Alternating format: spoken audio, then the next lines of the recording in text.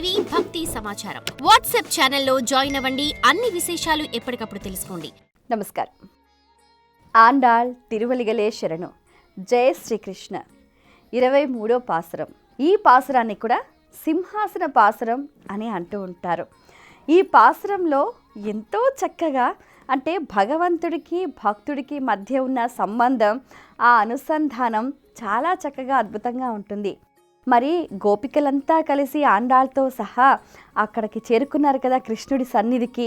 మరి లే కృష్ణ, నీకోసం వచ్చాం కృష్ణ, నీతో సమాగమం, నువ్వు పరా అనే వాద్యాన్ని మాకు ఇస్తాన్నావు కదా, అది పుచ్చుకోవటానికి వచ్చాము, లే కృష్ణ అని అంటున్నారు. ఆ తరువాత ఈ 23వ పాసురంలో నీవు కళ్ళు తెరిచిన తర్వాత నీవు సింహాసనం దగ్గరికి ఎలా రావాలో ఆండాళ్ తల్లి వర్ణిస్తుంది. అంటే చూడండి అసలు ఎంత ఇదిగా వర్ణిస్తుంది అని అంటే చాలా అద్భుతంగా ఉంటుంది. ఈ పాసురంలో ఏంటి అని అంటే, వర్షాకాలమందు కదలక మెదలక పరుండి ఉన్న గుహలో ఉన్న సింహం ఒక్కసారిగా బయటికి వచ్చి తీక్షణమైన చూపులను అటు ఇటు ప్రసరింపచేసి తన శరీరం మీద ఉన్న వెంట్రుకలు నిక్కపొడిచినట్లుగా అటు ఇటు దొర్లేసి శరీరాన్ని ముందుకు వెనుకకు చాపినట్లుగా గుహలో నుంచి బయటికి అలా శౌర్యంగా వీర్యవంతంగా అలా అడుగులు వేసుకుంటూ సింహంలాగా లేచి నడిచి రావయ్యా కృష్ణ అని అంటుంటారు. అలాగే నల్లని అవిసి పువ్వు వంటి శరీర ఛాయ కలవాడ స్వామి అంటూ కూడా వర్ణిస్తూ ఉంటారు.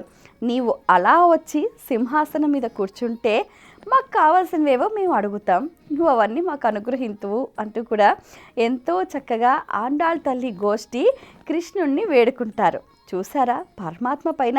అయితే వీళ్ళంతా చేరుకుంటారు కదా గోపికలు, ఆండాళ్ తల్లి అందరూ కృష్ణుని చేరుకొని, లే కృష్ణ, ప్లీజ్ కృష్ణ, నీకోసం వచ్చాము, మాకు కావాల్సింది మాకు అనుగ్రహించు కృష్ణ అంటే, సరే చెప్పండి అని అంటారు. లేదు లేదు కృష్ణ, పడక గదిలో నీవు సింహాసనం దగ్గరికి వస్తే చెప్తాము. ఎంత ఇందులో ఒక ఔచిత్యాన్ని మనం గమనించాలి. ఏంటి అంటే, పడక గదిలో ఉన్న విషయాలు పడక గదికే పరిమితం అన్నమాట. అంటే ఇప్పుడు ఏంటి, ఆ సందర్భంలో ఉన్నప్పుడు మనం ఏదైనా అడిగామనుకోండి, చూద్దాంలే చేద్దాంలే అని అంటూ ఉంటారనమాట. అంటే ఏంటి, అది అవ్వచ్చు అవ్వకపోవచ్చు, గ్యారంటీ ఉండదు. అదే ఇప్పుడు ఒక వ్యక్తి సింహాసనం మీద కూర్చొని మాట ఇచ్చారనుకోండి, మాట కట్టుబడి ఉంటారు. ఈ పాసురంలో 23వ పాసురంలో ఆండాళ్ తల్లి ఏం చెప్పాలని సంకల్పించిందంటే, మనం ఏదైనా కోరుకునేటప్పుడు లేదా ఎవరినైనా ఏదైనా అడిగేటప్పుడు సందర్భం అనేది చాలా ముఖ్యం. అంటే ఏ సందర్భంలో ఏ ప్రదేశంలో ఎప్పుడు ఎక్కడ ఏది అడగాలి, ఎలా అడగాలి అని మనకు నేర్పిస్తుంది అనమాట ఆండాళ్ తల్లి. అందుకనే కృష్ణుణ్ణి మరి వీళ్ళు నేరుగా పడక దాకా వచ్చేసి లే కృష్ణ లే కృష్ణ అని అంటున్నారు గోపికలంతా. సరే చెప్పండి అని అంటే, మేము ఇక్కడ చెప్పము, నువ్వు సింహంలాగా లేచి అలా నువ్వు శౌర్యవంతంగా నడుచుకుంటూ వచ్చి అలా సింహాసనం మీద కూర్చుంటే మాకు కావాల్సినవి మేము అడుగుతాం కృష్ణ అంటూ కూడా ఎంతో చక్కగా చెప్తారనమాట. అయితే ఇక్కడ ఇంకొక విషయం ఏంటి అని అంటే, ఆ సింహాసనానికి చాలా విలువ గౌరవం ఉంటుందన్నమాట. ఎందుకు అని అంటే, మనం కూడా గమనిస్తూ ఉంటాము దర్బార్. ఇప్పుడు ఒక వ్యక్తి ఒక సింహాసనం మీద కూర్చొని ఏదైనా ఒక శాసనం చేశారు అని అంటే దానికి కట్టుబడి ఉంటారనమాట. మరి వీళ్ళంతా పొద్దున్నే తెల్లారగట్టే లేచేసి అందరినీ మేల్కొలిపి అందరూ సమూహంగా ఇంత దూరం వచ్చారు దేనికి, వారికి కావాల్సింది వాళ్ళు పుచ్చుకుని వెళ్ళడానికి. మరి అది నెరవేరాలి అని అంటే ఏదైనా పక్కాగా ఉండాలన్నమాట. అది ఆండాళ్ తల్లి చెప్పేది. నిజంగా లౌకిక జీవనంలో అందరికీ విచిత్రంగా అనిపించవచ్చు.